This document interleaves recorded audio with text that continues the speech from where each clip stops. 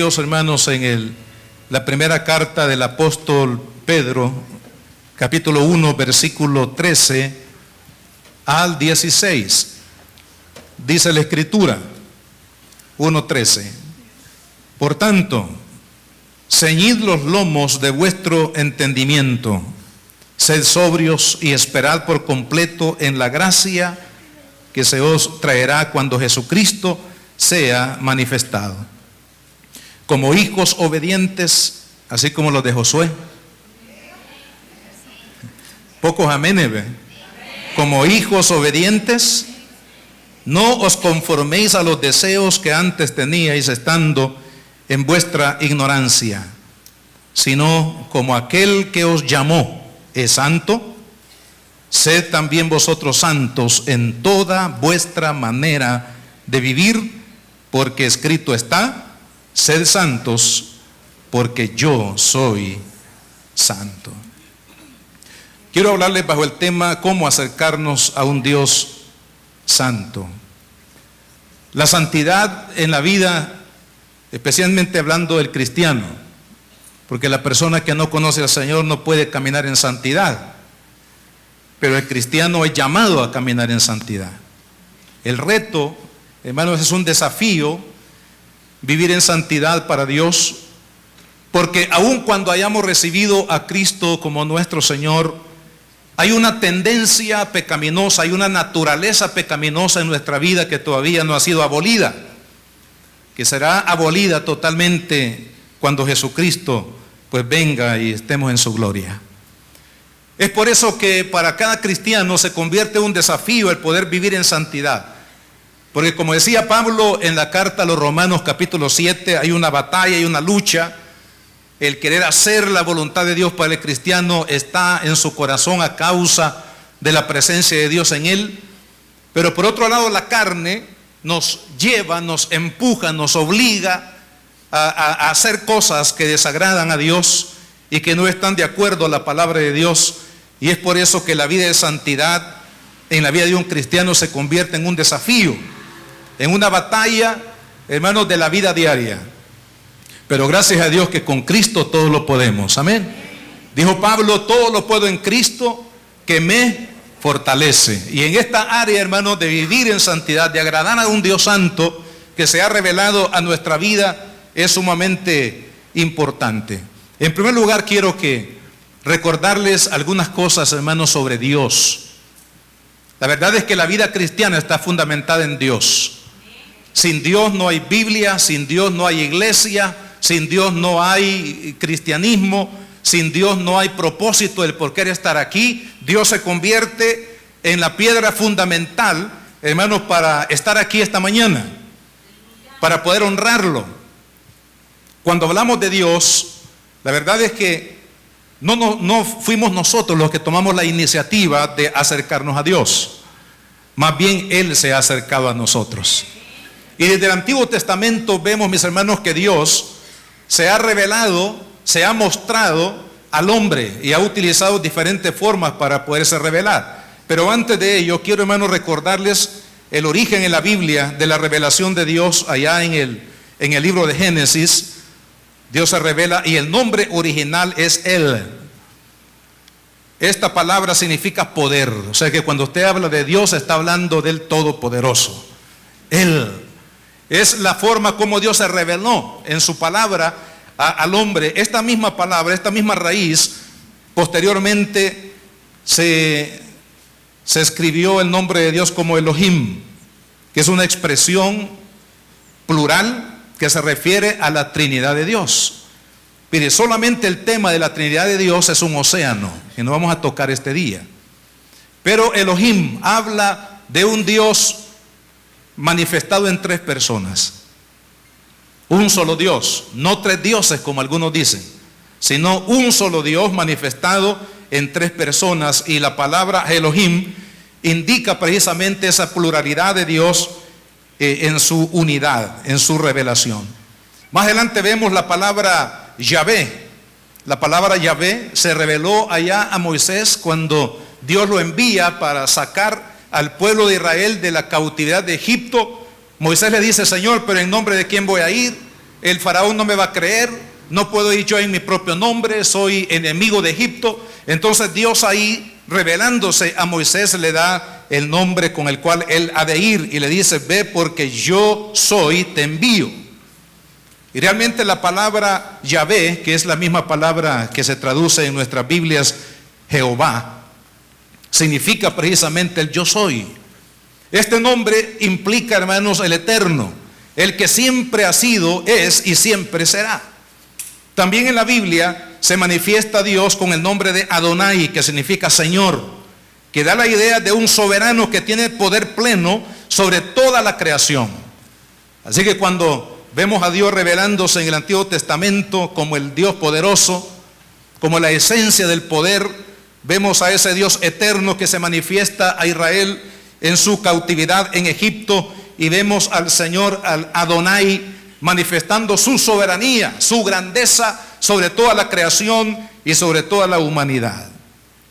Ahora, en el Nuevo Testamento, el nombre usado en la Biblia para su revelación es Dios.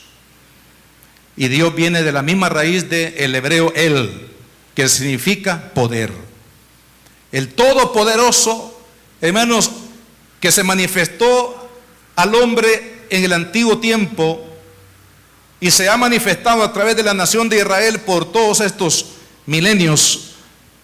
Viene el tiempo de la venida de Cristo, y Cristo Jesús se convierte en aquel que ha revelado a Dios, que ha mostrado a Dios, habiéndose encarnado. De ahí el misterio de la encarnación de Cristo.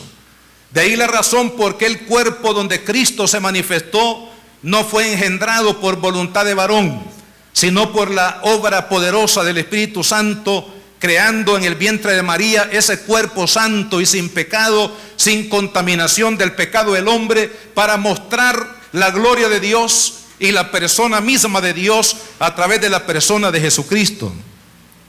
Entonces ese Dios poderoso, Adonai, el eterno, y todos los calificativos que en el Antiguo Testamento se le dan a Dios en su revelación, ahora se ha revelado a nosotros a través de la persona de Jesucristo. Es por eso que la Biblia dice en Juan 1:18 que a Dios nadie lo vio jamás, pero el Hijo, el unigénito Hijo de Dios, hablando de Cristo el Señor, dice, lo ha revelado, lo ha mostrado. El que tiene al Hijo, dijo Cristo, tiene al Padre. El que ve al Hijo, ve al Padre. El que oye al Hijo, oye al Padre. ¿Por qué? Porque Jesucristo es Dios revelado a los hombres en su encarnación. Ahora, cuando hablamos de este Dios, hermanos, poderoso, mire cuántos atributos hay en la Biblia. Le voy a por lo menos leer 14 atributos de Dios, de ese Dios poderoso al que usted y yo servimos, amamos y de quien somos. Para que usted no olvide, amado hermano, que no es un pobre cristiano que está en este mundo sin esperanza.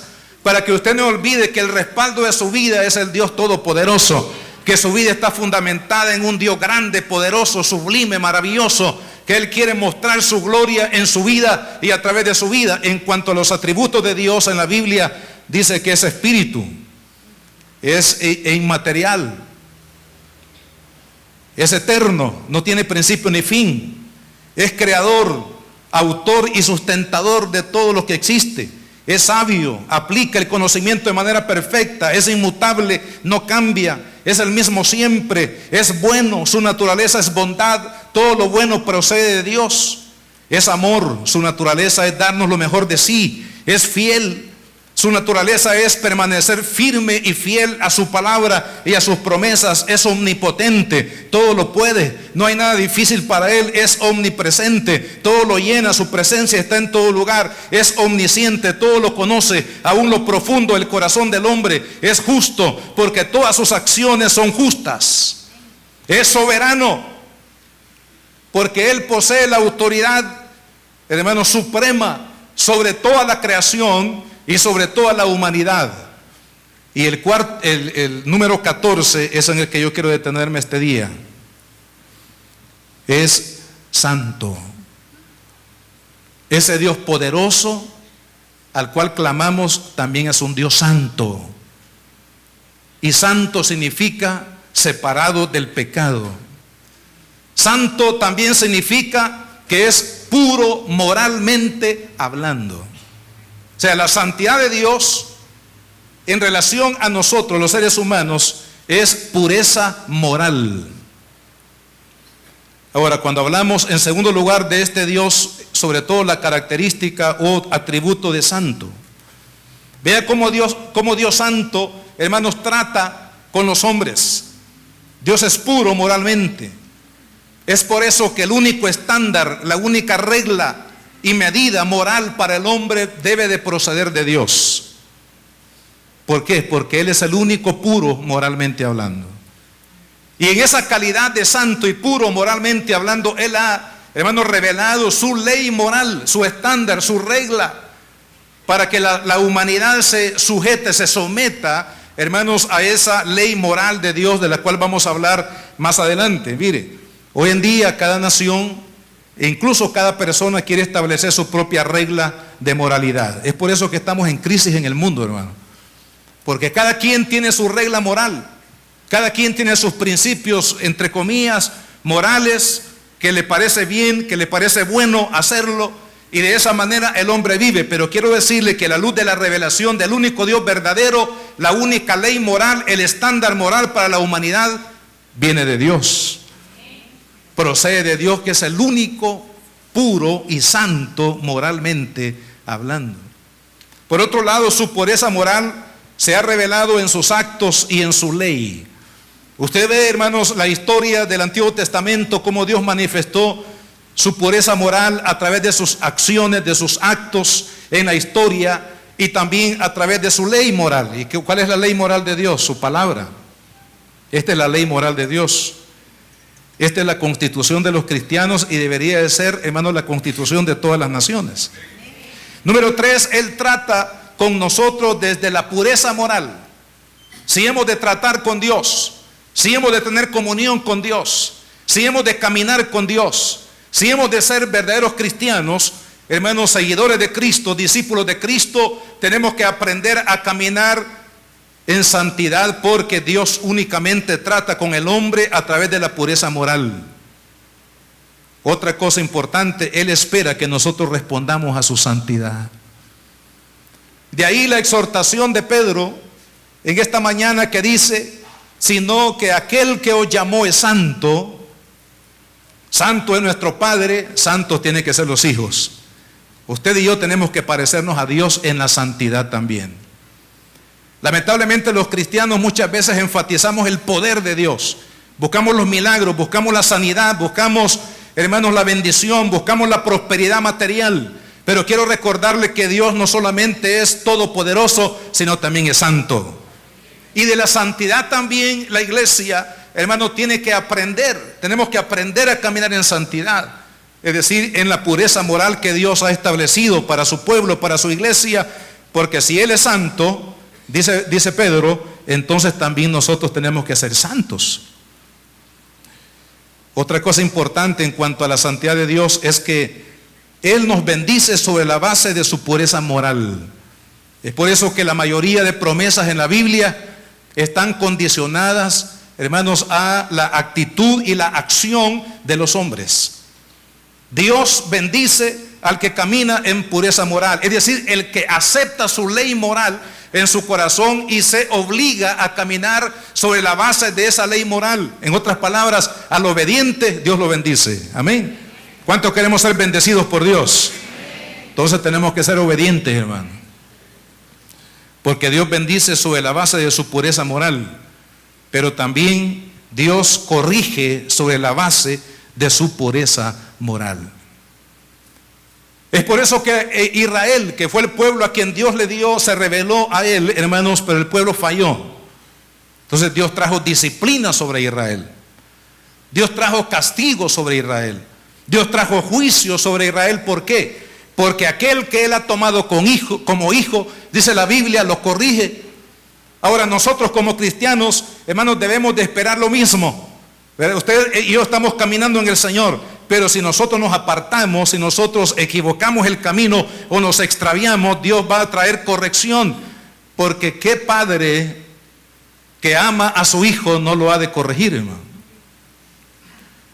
Entonces Dios corrige al hombre, en este caso al que le ha conocido, sobre la base de su pureza moral y aún también al inconverso, porque el juicio de Dios para la humanidad, hermanos, está establecido sobre la base de su pureza moral que el hombre ha rechazado.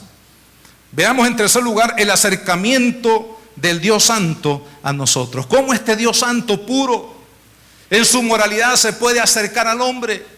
Hermano, este es uno de los milagros maravillosos de la revelación de Dios, del amor de Dios. Cómo ese Dios santo y puro puede, hermanos, acercarse al hombre por amor y por misericordia para levantarlo, para sacarlo de ese atolladero del pecado y traerlo a la plenitud de la vida que Él nos da. Veamos que en el Antiguo Testamento vemos esta forma como Dios se revela. Primero, Dios se reveló personalmente a ciertos patriarcas. Acordémonos de Abraham, un hombre que vivía en un país pagano. Era idólatra esa nación. Era un país que estaba hundido, hermanos, en el pecado. De ahí Dios llama a Abraham. Interesante que en medio de ese paganismo, de esa ignorancia de este Dios vivo y poderoso creador del cielo y la tierra, Abraham conectó su oído con la voz de Dios. Y dice la palabra que Abraham obedeció esa voz, obedeció a ese Dios. Y salió de Ur de los Caldeos hacia donde Dios le estaba guiando. Entonces Dios se reveló a Abraham, se reveló a Moisés allá en la zarza que ardía, allá en el monte Sinaí. Y así Dios se reveló de manera personal a algunos en el Antiguo Testamento, pero luego, en segundo lugar, Dios se revela su pureza moral a través de su ley. En el Sinaí, Dios establece su regla, su normativa, su ley para todos los hombres en todos los tiempos a través de su palabra. Quiero decirles, hermanos, que los 10 mandamientos y las leyes que Dios dio en el Antiguo Testamento no están en desuso, están activos hoy en día, están vivos.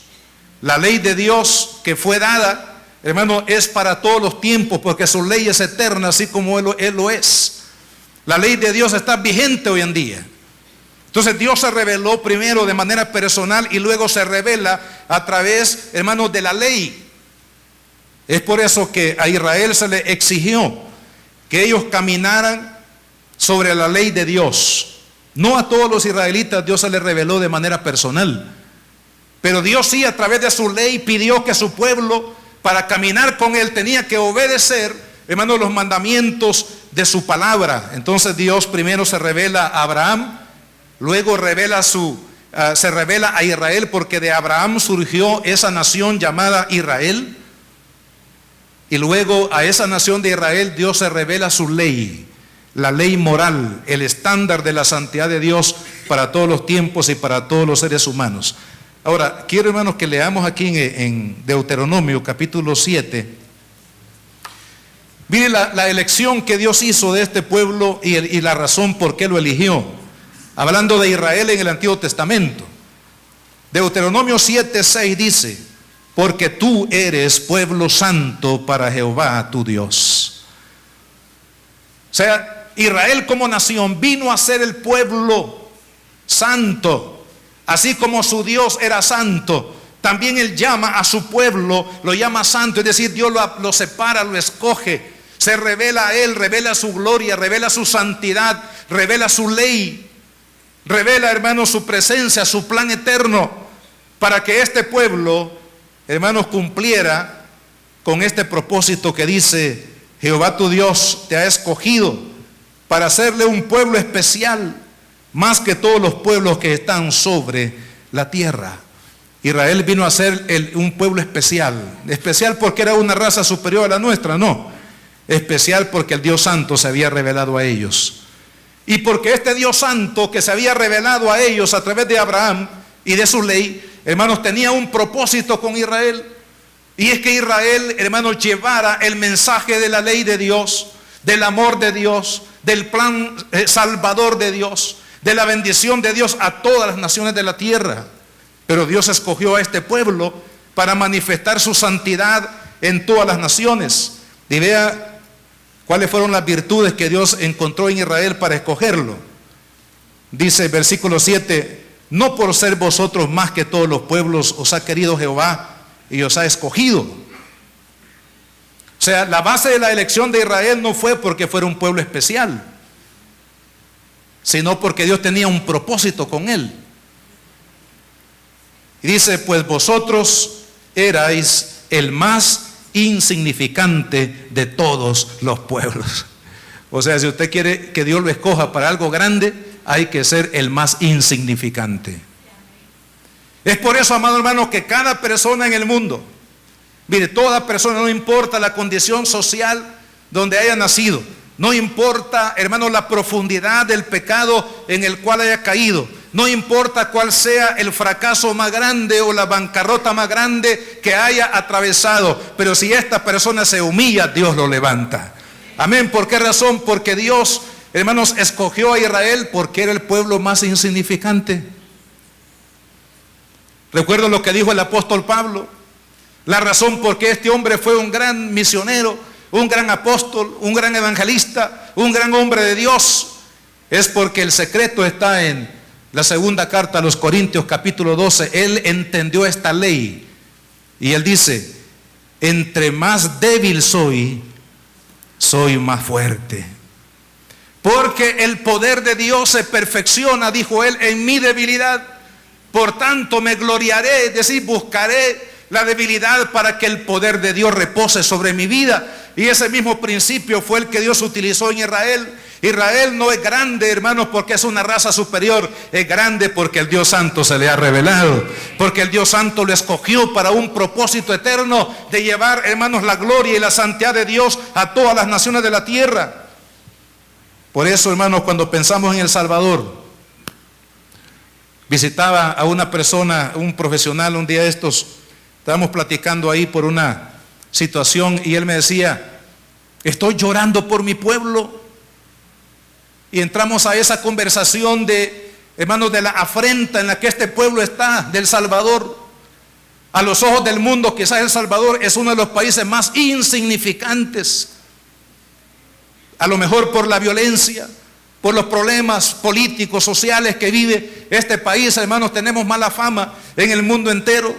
Sin embargo, este país insignificante a los ojos de muchos, si este pueblo se humilla, Dios lo va a exaltar, hermano. Porque Dios levanta lo que no es para mostrar su gloria y su poder en las naciones de la tierra. Y yo pienso que si El Salvador los humillamos delante de Dios, amado hermano, este país ya no más será conocido por cuántas personas mueren diariamente en esta nación, o por la corrupción o cualquier otro tipo, hermanos, de inmoralidad. Este país será conocido porque Cristo lo ha visitado, porque la gloria de Dios se ha manifestado. Ahí en lo que no es, Dios se manifiesta. Este Dios santo, hermanos, se manifestó en la vida de Israel, porque Israel era un pueblo insignificante. Sino porque, mire, versículo 8, sino por cuanto Jehová os amó. ¿Cuántos saben que Dios les ama, hermano? Mire, cuando usted sabe, hermano, que Dios le ama, usted puede estar asediado por 1000 problemas, usted puede estar su corazón angustiado por cualquier situación, usted se puede ver, hermanos, parado en un camino minado, en una tierra minada, con problemas, con dificultades, con humillación, con cualquier otra cosa, pero cuando usted descubre por el Espíritu Santo que le revela de que Dios lo ama. Mire, hermano, esto fue lo que pasó con el hijo pródigo. ¿Cuántos conocen la historia del hijo pródigo? Cuando él estaba allá en el piso de más abajo, ¿no?, queriendo comer las algarrobas de los cerdos, dice que entró en sí y dijo, ¿cuántos jornaleros comen a la mesa de mi padre? Y yo aquí estoy mendigando las migajas de los cerdos. Pues me levantaré e iré a mi padre. Porque él, hermanos, descubrió, recordó, trajo a memoria a su corazón el amor que su padre tenía para con él. Y él dice, me levantaré e iré a mi padre. ¿Por qué? Porque él sabía que su padre le amaba de manera incondicional. Israel fue elegido, hermano amado, no porque sea una raza superior, sino porque Dios se reveló a ellos por pura gracia, por pura misericordia, porque te amé, te escogí. Y de esa manera Dios ahora a cada uno de nosotros nos escoge, hermanos, no porque seamos la crema y nata del Salvador, sino que nos escoge porque nos ama, porque Él nos ama con amor incondicional, porque Él tiene misericordia y su misericordia nos ha alcanzado y quiso guardar el juramento que juró a vuestros padres.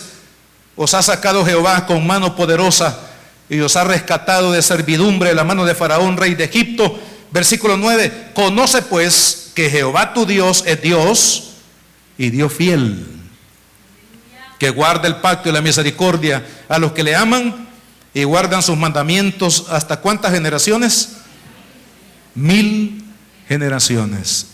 Si usted ama al Señor, si usted ama a ese Dios santo, si usted se esfuerza por caminar en la ley de santidad de nuestro Dios, si usted honra a Dios con su vida, si usted camina, hermano, diariamente en todo, como dice el apóstol, en toda nuestra manera de vivir, exaltamos, glorificamos, honramos y obedecemos a Dios, nuestra descendencia será bendita hasta 1000 generaciones.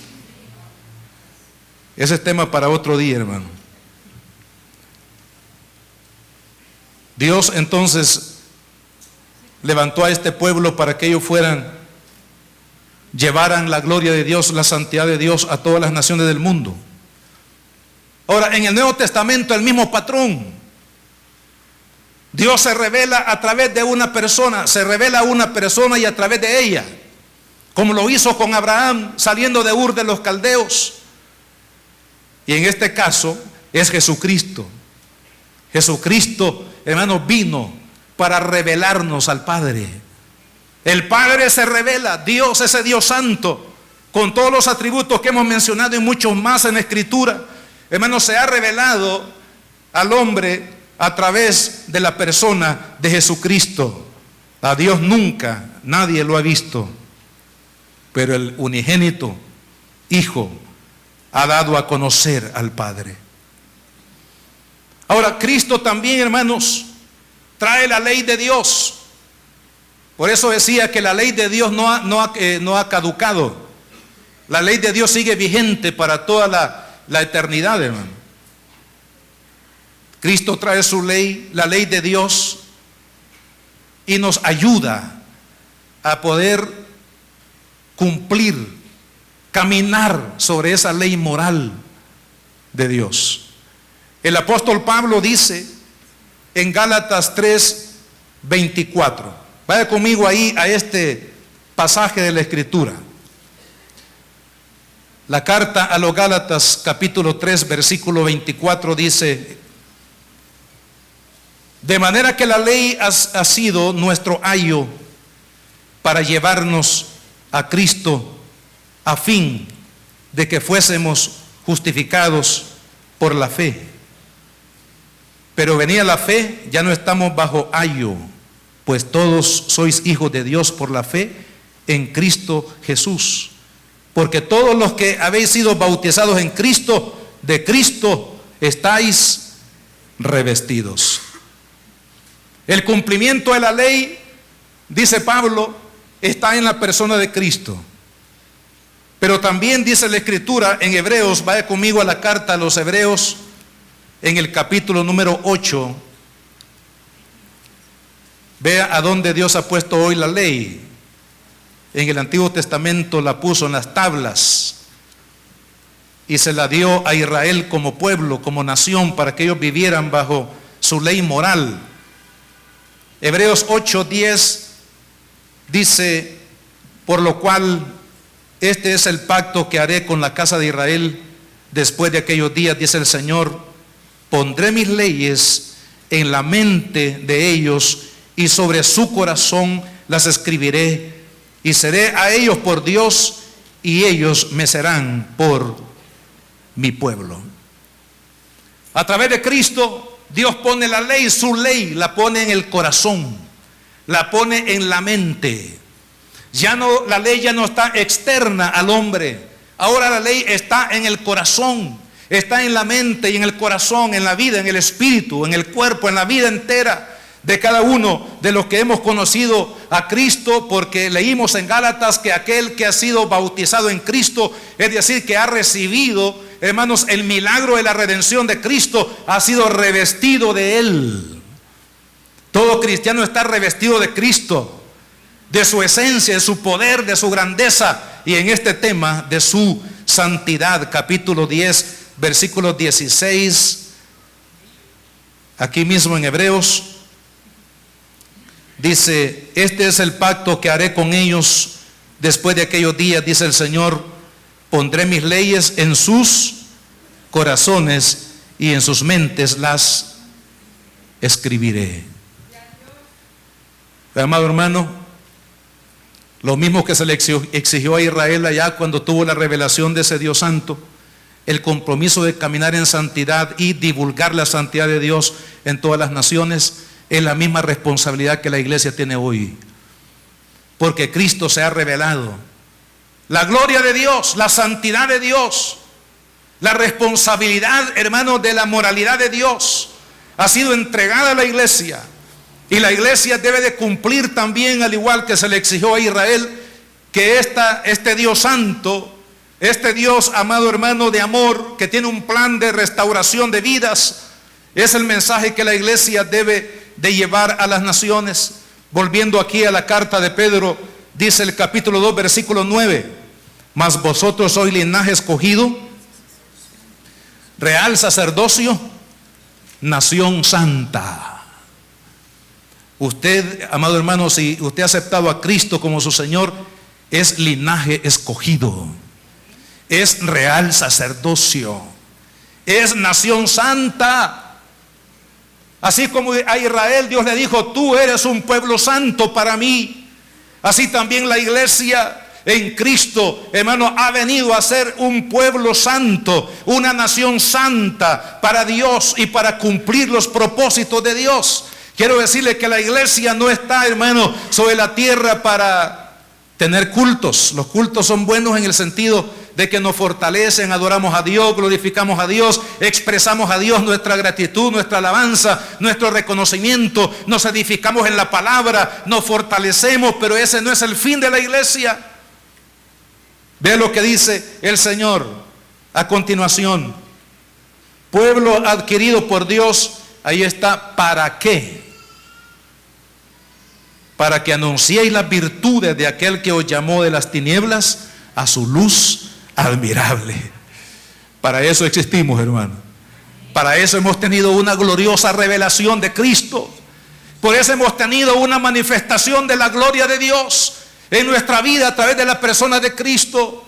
Para que usted y yo, amado hermano, podamos llevar esta gloria, este mensaje de poder, esta vida de poder que está en Dios, esta dinámica que cambia vidas, que transforma naciones enteras. Hermanos, se le ha entregado a la iglesia de Cristo. Usted y yo somos responsables, hermanos, de llevar la gloria de Dios a este país que tanto lo necesita. Capítulo 5 de Mateo, Jesús dijo: vosotros sois la luz del mundo. Hablándole a la iglesia, hablándole a los discípulos, hablándonos a nosotros hoy. Es ilógico, dijo Cristo, estoy parafraseando, ilógico, que la lámpara se ponga debajo del almud, es decir, debajo de una mesa, o sea, que escondamos la luz, pues, ¿verdad? Es ilógico encender una lámpara y esconderla donde no se vea. No, dijo Cristo, la lámpara se pone arriba, sobre, para que alumbre a todos. Y hermanos, ese es el compromiso de cada cristiano: tener la lámpara encendida y arriba. Hay cristianos de la secreta, es decir, que nadie se da cuenta que son cristianos, porque el cristiano que no se da a conocer, que tiene la luz escondida, él todavía quiere estar viviendo, hermano, en los enredos de este mundo, en los negocios de este mundo. Todavía quiere estar probando del veneno, hermanos, de este mundo, y esconde la luz, esconde su testimonio. Pero el verdadero cristiano que ha experimentado la santidad de ese Dios grande y poderoso pondrá la luz en alto. Y él, a través de su testimonio, dirá yo soy diferente. Yo soy diferente porque Dios vive en mi corazón. Yo actúo diferente porque Dios vive en mi corazón. Yo hablo diferente porque Dios, la presencia de Dios está en mi corazón. Yo camino de manera diferente. Yo hago negocios de manera diferente. Yo trabajo de manera diferente. Yo vivo en mi familia, en mi hogar. Yo trato a mi esposa, a mis hijos, a mis hermanos y a todos los que están alrededor. Los trato diferente. ¿Por qué? Porque la luz de Cristo está en mi corazón. Y hermano, la Biblia dice que el testimonio de la iglesia tiene que ser conocida en toda la tierra. La luz admirable. Abraham, Dios se le reveló, de Abraham Dios hizo una nación y a esa nación le reveló su ley moral para que la divulgaran en todas las naciones de la manera como Dios se revela a la humanidad a través de su santidad. A la iglesia a través de Cristo, hermanos, se formó esa revelación gloriosa del Hijo de Dios, se formó la iglesia de Cristo y ahora la iglesia de Cristo tiene la misma misión de Israel de llevar, hermanos, la gloria de Dios a las naciones. Ahora, ¿qué es santidad? ¿Y cómo puedo vivir en santidad? La palabra santidad muchas veces nosotros la hemos idealizado mucho. Y ser santo, dice, ¿cómo voy a ser santo yo? Sí, ¿verdad? Lo volvemos algo etéreo, algo imposible, algo. Pero hermanos, la santidad, yo le llamo la santidad práctica. Es esto, es vivir para agradar a Dios mediante la participación de su pureza y practicando su pureza. O sea, la vida de santidad no es nada del otro mundo, lo que estamos ya en Cristo, porque estamos revestidos de Él. Y con Él sí podemos vivir, hermano, para Dios. Con Él sí podemos vivir para agradarle y para servirle de todo corazón. ¿Por qué? Porque Cristo vive en nuestro corazón. Entonces la santidad práctica es agradar a Dios porque estoy participando de su santidad, de su naturaleza santa, y porque estoy practicando su ley moral. Ahora, ¿cómo nosotros podemos vivir en santidad? Primero, hermanos, porque en el nuevo nacimiento, cuando usted acepta a Cristo, que conocemos como el nuevo nacimiento, Dios le hace a usted partícipe de su naturaleza santa. Cuando usted recibe a Cristo, no es solamente una palabra, no solamente es un acto litúrgico. Cuando usted acepta a Cristo de corazón, cuando usted le dice, Jesús, ven a mi vida, entra, Señor, en mi corazón, te recibo como mi único Salvador y Señor de mi vida. ¿Sabe lo que sucede en ese acto? Hermanos, la naturaleza de Dios viene a invadir su vida. Por eso quiero leer aquí con ustedes algunos versículos, ya que estamos aquí en Pedro, en la primera carta, capítulo 1, versículo 3, dice, bendito el Dios y Padre de nuestro Señor Jesucristo, que según su grande misericordia nos hizo renacer para una esperanza viva por la resurrección de Jesucristo, para una herencia incorruptible, incontaminada, inmarcesible, reservada en los cielos para vosotros. Dice Pedro, por la revelación de Cristo en nosotros, Él nos ha hecho renacer.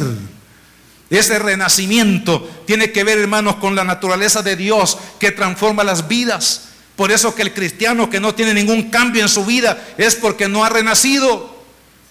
Porque el renacimiento implica, hermanos, la santidad de Dios que se ha depositado en la vida de aquel que acepta al Señor como su Señor y Salvador. En la primera carta, el apóstol Pablo a los Corintios, capítulo 1, versículo 2, dice, a la iglesia de Dios que está en Corinto,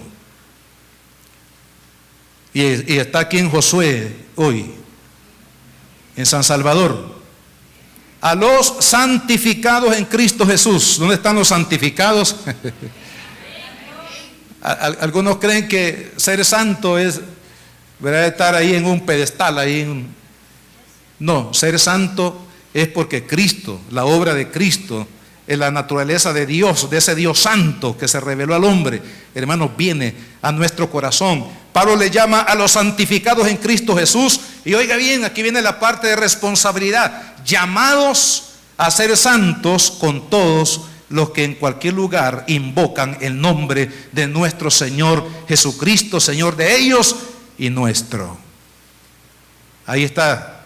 Somos santos y nuestra responsabilidad es vivir, hermanos, en la santidad, vivir en la ley moral de Dios. Así que llegamos a ser santos por medio del nuevo nacimiento, por la imputación de la santidad de Dios en la vida del que ha sido renovado. En segundo lugar, por la obediencia a la ley moral.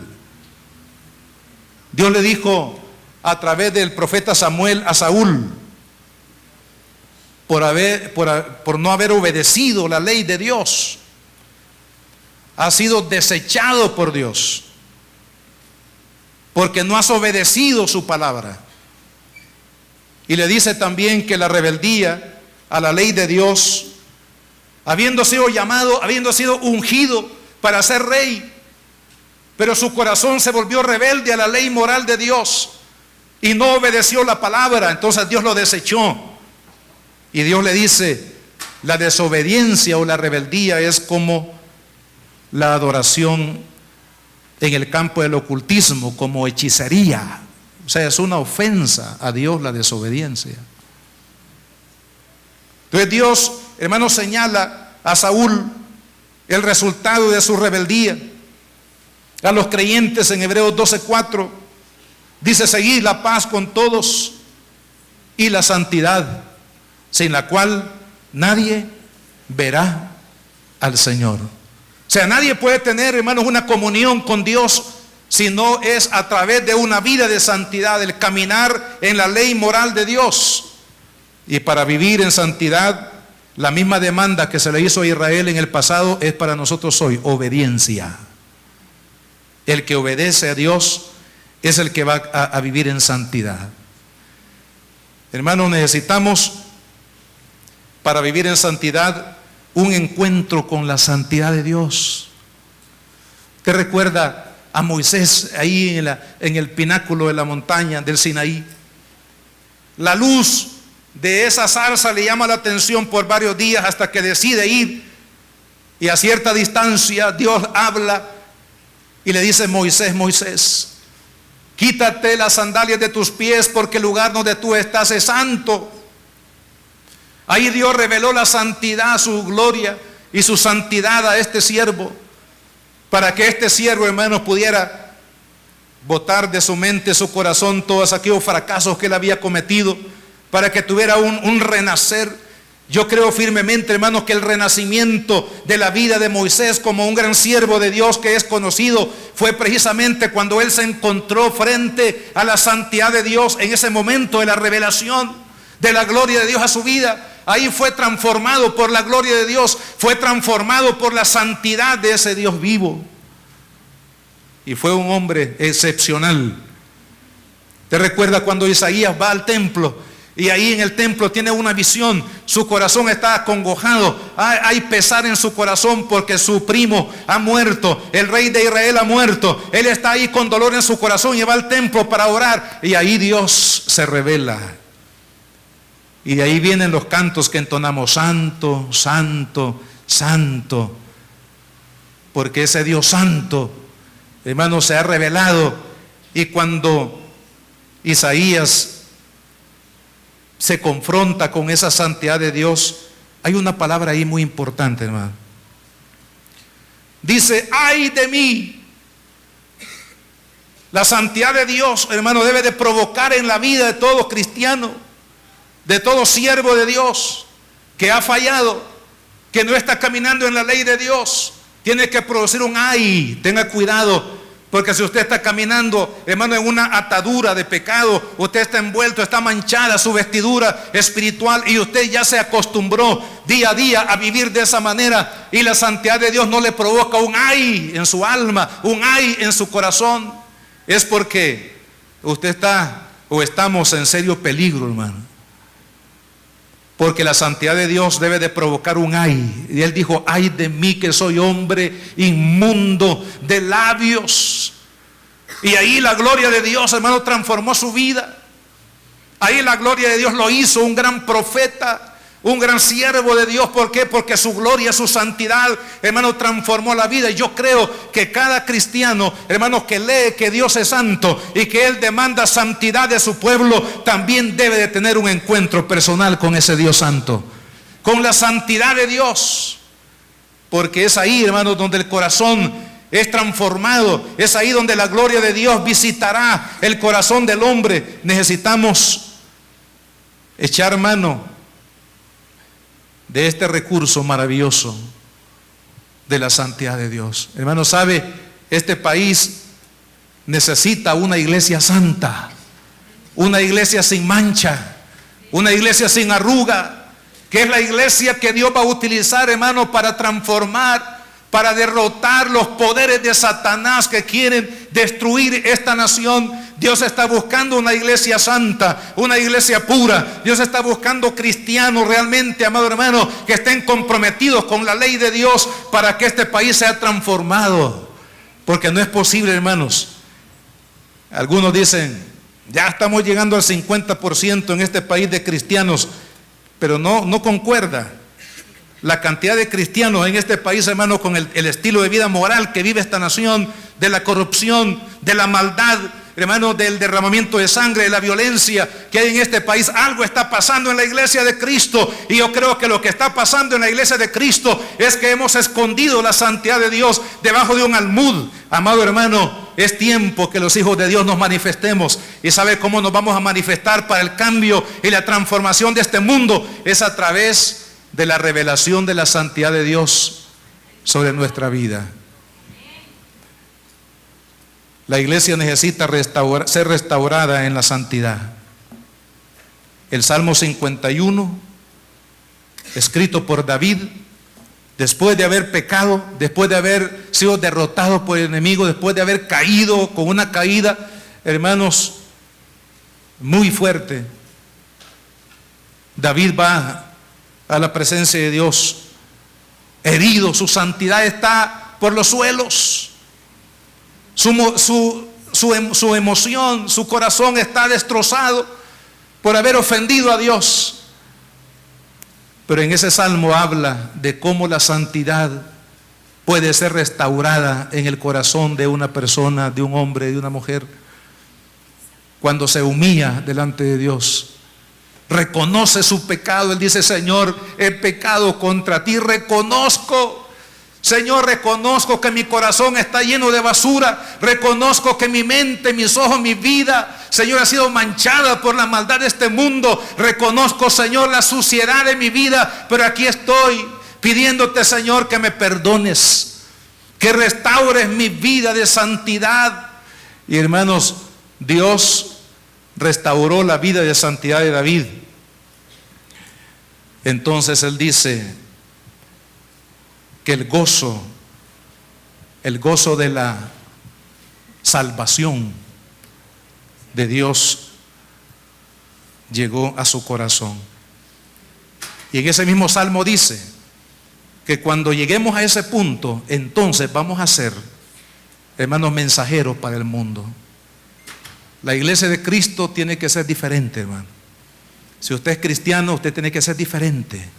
Si usted es cristiano, usted tiene la obligación de llevar la gloria y la santidad de Dios a este mundo, porque somos la luz y también somos la sal de esta tierra. Oremos, Padre, en el nombre de Jesús, Señor. Mientras ustedes oran, les pido a mis hermanos que vengan para repartir los elementos de la cena del Señor. Señor amado, estamos ante un Dios bueno, un Dios santo. Señor, restaura la santidad en nuestras vidas. Tenemos que ser diferentes. Tenemos que mostrar, Señor, a Jesús. Tenemos que llevar el olor de Cristo.